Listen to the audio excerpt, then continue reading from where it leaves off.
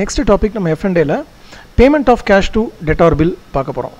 Debtor bill அப்படின்னா நமக்கு தெரியும், ஒரு எக்ஸ்பென்சஸ் உங்கள் ஆஃபீஸில் ஒரு ஃபார் எக்ஸாம்பிள் ஒரு பிரிண்டர் சர்வீஸ் பண்ணுறீங்க, டிவிஷன் ஆஃபீஸ்க்கு நீங்கள் சேங்ஷனுக்கு அனுப்புகிறீங்க.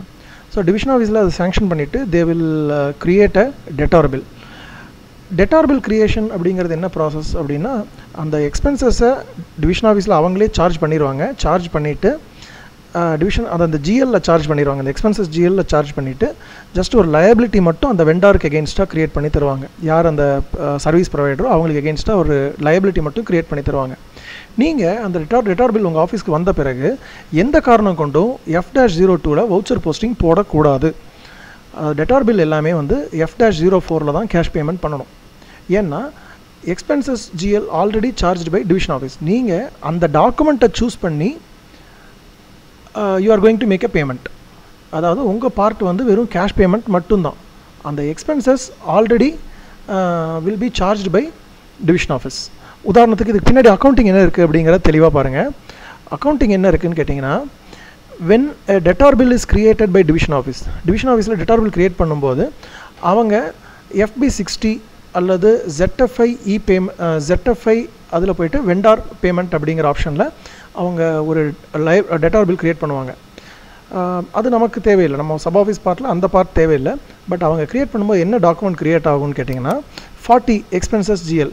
நீங்கள் என்ன எக்ஸ்பென்சஸ் அந்த சேங்ஷனுக்காக அந்த பில் அனுப்புகிறீங்களோ அந்த ஜிஎல்லை அவங்க சார்ஜ் பண்ணிடுவாங்க. சார்ஜ் பண்ணிவிட்டு இதுக்கு பேமெண்ட்டும் பண்ணலை, அதனால தான் கிரெடிட் இல்லை. கிரெடிட் 15 போட்டால் கிரெடிட். நமக்கு ஏற்கனவே வவுச்சர் போஸ்டிங்கில் பார்த்தோம் 50 மீன்ஸ் கிரெடிட்.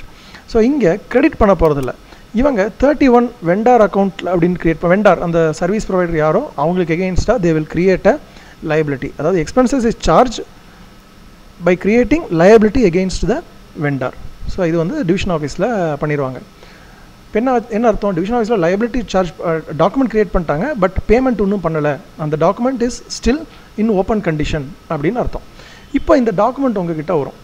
உங்ககிட்ட டாக்குமெண்ட் வந்த பிறகு நீங்கள் என்ன பண்ணுவீங்க அப்படின்னா, போஸ்ட் ஆஃபீஸில் என்ன பண்ணுவோன்னு பார்ப்போம். போஸ்ட் ஆஃபீஸில் 25 vendor account we will cancel the liability. அதாவது இந்த பில்லை பேமெண்ட் பண்ணும்போது லயபிலிட்டியை நம்ம கேன்சல் பண்ணிடுவோம். கேன்சல் பண்ணிவிட்டு 50 DOP கேஷ் அப்படிங்கிற என்ட்ரி நம்ம சைடில் 50 DOP கேஷ் என்ட்ரி அப்படிங்கிற என்ட்ரி விழும். எப்போது F-04ல் நீங்கள் போஸ்டிங் போடும்போது. நீங்கள் எந்த காரணம் கொண்டு F-02ல் போஸ்டிங் போட மாட்டீங்க, F-04 தான் யூஸ் பண்ணுவீங்க. F-04ல் டிவிஷன் ஆஃபீஸில் க்ரியேட் பண்ண டெட்டார் பில்லுக்கு நீங்கள் பேமெண்ட் தரும்போது this entry will be automatically created. You will not make any entry. Okay, இப்போ இதுதான் பார்க்க போகிறோம். F-04ல் எப்படி இந்த என்ட்ரியை போஸ்டிங் போடலாம் அப்படிங்கிறத பார்ப்போம். ஸோ போஸ்டிங் போடுறதுக்கு முன்னாடி டிவிஷன் ஆஃபீஸில் அவங்க டெட்டார் பில்லுக்கு பின்னாடி என்னெல்லாம் டேட்டா அவங்களுக்கு சப்மிட் பண்ணணும். ஸோ அந்த டேட்டா அவங்க கையில் இருந்தால் மட்டும்தான் நீங்கள் வந்து போஸ்டிங் போட முடியும். ஸோ அவங்க என்னெல்லாம் சொல்லணும் அப்படின்னா, they should furnish vendor ID. அந்த டெட்டார் பில் பின்னாடி அவங்க வந்து வெண்டார் ஐடி என்ன அப்படிங்கிறத அவங்க சொல்லணும். நெக்ஸ்ட்டு அதில் ஜிஎல் அக்கௌண்ட், எந்த அக்கௌண்ட்டுக்காக ஜிஎல் அக்கௌண்ட் நம்பர், அந்த நம்பரை சொல்லணும். டிவிஷன் ஆஃபீஸ் தர டெட்டார் பில்லில் ஜிஎல் அக்கௌண்ட் என்ன, எதுக்காக பேமெண்ட் அப்படிங்கிறது சொல்லணும். நெக்ஸ்ட்டு எவ்வளோ அமௌண்ட் பேமெண்ட் பண்ணணும் அப்படிங்கிறதையும் அவங்க டெட்டார் பில்லில் ஃபர்னிஷ் பண்ணணும். அதுக்கப்புறம் ரொம்ப முக்கியமான ஒரு இது டாக்குமெண்ட். அவங்க வந்து டெட்டார் பில் க்ரியேட் பண்ணோன்னா அவங்களுக்கு ஒரு டாக்குமெண்ட் க்ரியேட் ஆகும் டிவிஷன் ஆஃபீஸில். So they have to furnish the document number. So இந்த 4 இன்ஃபர்மேஷன் டெட்டார் பில்லுக்கு பின்னாடி இருக்கணும். இருந்தால் மட்டும்தான் நம்ம F-04ல் பேமெண்ட் பண்ண முடியும். ஓகே, இந்த 4 இன்ஃபர்மேஷன் இருக்கா அப்படிங்கிறத பார்த்துக்கோங்க. வித் திஸ் இன்ஃபர்மேஷன் நம்ம இப்போ F-04ல் எப்படி போஸ்டிங் போடலாம் அப்படிங்கிறத பார்ப்போம். ஸோ இப்போ நான் ட்ரெஷரராக உள்ளே வந்திருக்கேன். ட்ரெஷரர் சூரமங்கலம் HO, அவங்களுக்கு ஒரு டெட்டார் பில் வந்திருக்கு. They are going to make a payment. F-04. Okay, 02 கிடையாது. F-04 means cash payment for debtor bill. Enter. இதில் டாக்குமெண்ட் டேட், இன்றைக்கி போஸ்ட் பண்ண போகிறோம், இன்றைக்கி போஸ்ட் பண்ண போகிறோம். டாக்குமெண்ட் டைப் அப்படிங்கிறது நம்ம ஏற்கனவே பார்த்தோம் வவுச்சர் போஸ்டிங்கில். SA, SK நிறையா பார்த்தோம். KZ அப்படின்னு ஒன்று பார்த்தீங்களா?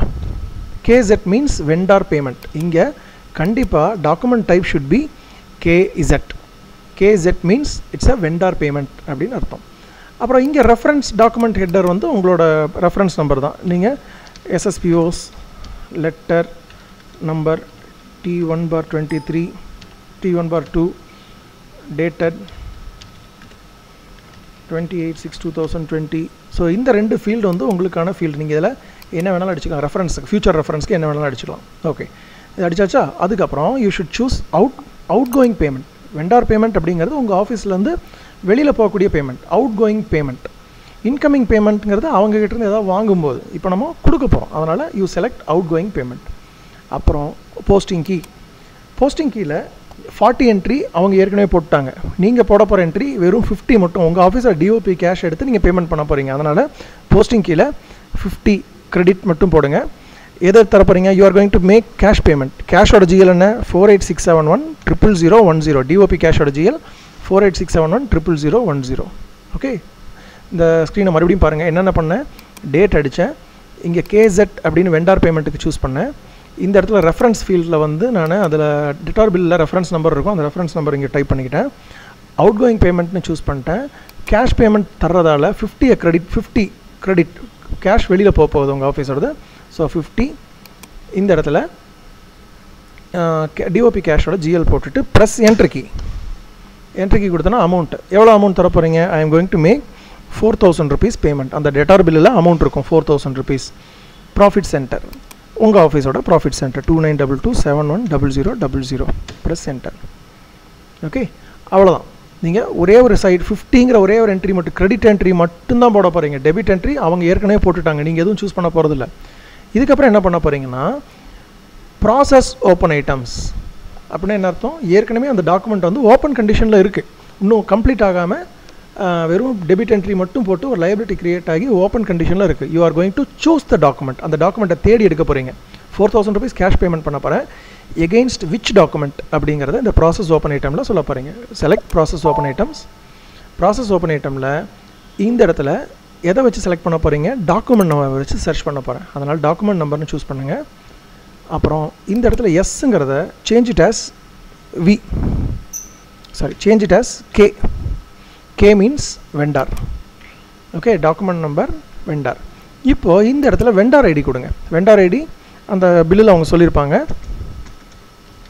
அந்த வெண்டார் ஐடி மட்டும் கொடுத்துட்டு ப்ரெஸ் என்டர் கொடுத்துட்டு கேட்குது பாருங்கள், இந்த டாக்குமெண்ட் நம்பர். இப்போ இந்த இடத்துல உங்கள் டாக்குமெண்ட் நம்பர் அவங்க கொடுத்துருப்பாங்க. ஓகே, டாக்குமெண்ட் நம்பர் கொடுத்துட்டு இப்போ ப்ராசஸ் ஓப்பன் ஐட்டம் கொடுக்கும்போது சாஃப்ட்வேரில் அந்த டாக்குமெண்ட் இருக்கா இல்லையா அப்படிங்கிறது சொல்லிடும். Click process open items. இப்போ ஒரு டாக்குமெண்ட் நம்பர், இந்த டாக்குமெண்ட் நம்பரில் கேஆர் டாக்குமெண்ட், அதாவது லைபிலிட்டி கிரியேட் பண்ண டாக்குமெண்ட், 4000 rupees லைபிலிட்டி பெண்டிங். இங்கே கீழே பாருங்கள் அமௌண்ட் என்டர்ட், அதாவது இப்போ கொஞ்சம் இந்த என்ட்ரியில் 50 டிஓபி கேஷ் அப்படின்னு போட்டு ஒரு அமௌண்ட் அடிச்சிங்களா, அந்த அமௌண்ட்டும் அசைன்டு அந்த பில்லில் இருக்கக்கூடிய அமௌண்ட், இங்கே அசைனாக இருக்க அமௌண்ட் ரெண்டும் டேலி ஆகணும். டேலி ஆகிடுச்சு அப்படின்னா கிளிக் டாக்குமெண்ட் சிமுலேட். இப்போ என்ன வந்திருக்கு பாருங்கள், நம்ம ஏற்கனவே சொன்னோம் 25 அந்த vendor ID. So liability document, லைபிலிட்டியை கேன்சல் பண்ணுறதுக்கு ஒரு என்ட்ரியும் 50 டிஓபி கேஷ், அதாவது டிஓபி கேஷ் உங்கள் ஆஃபீஸில் குறைய போகுது, அதுக்கான சிம்பிள் தான் இங்கே மைனஸ்னு ஒரு சிம்பிள் இருக்கு பாருங்கள். இது என்ன சொல்லுது? உங்கள் ஆஃபீஸோட டிஓபி கேஷ் குறைய போகுது அப்படிங்கிற என்ட்ரி. ஓகே, அவ்வளோதான். கிளிக் போஸ்ட் பண்ண பிறகு இங்கே ஒரு டாக்குமெண்ட் நம்பர் வந்திருக்கு பாருங்கள். இந்த டாக்குமெண்ட் நம்பரை நீங்கள் வந்து அந்த டெட்டார் பில்லுக்கு மேலே எழுதணும். 2900001601 அப்படிங்கிற இந்த டாக்குமெண்ட் நம்பரை நீங்கள் வந்து அந்த டெட்டார் பில்லுக்கு மேலே பேமெண்ட் டாக்குமெண்ட் நம்பர் அப்படின்னு போட்டு இந்த டாக்குமெண்ட் நம்பரை எழுதணும். So this is how we make a cash payment for debtor bill.